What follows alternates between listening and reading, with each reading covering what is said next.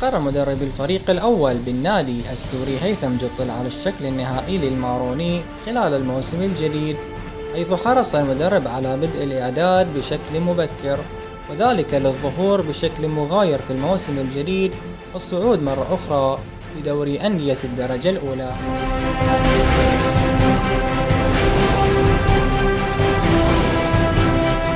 استعداداتنا طبعا جارية وفق البرنامج اللي عد الجهاز الفني.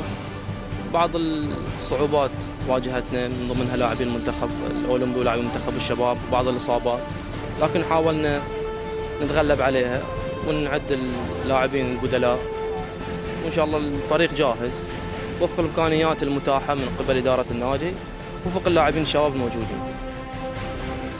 صار لنا تقريبا شهر ونصف الاستعدادات جيدة الحمد لله. طبعا ما اكتملنا لحد الآن، ولكن على المدى المنظور يعني على الموجود الاعدادات كانت زينة، مستعدين بشكل جيد للدوري، ان شاء الله النتائج تفرح. يعني اول 3 جولات بتكون جدا مهمة للانطلاقة. الحراس على هذا الاستعداد، راح نشارك المدرب كلهم جاهزين ان شاء الله، ان شاء الله راجعين للدوري الممتاز بكل عزم.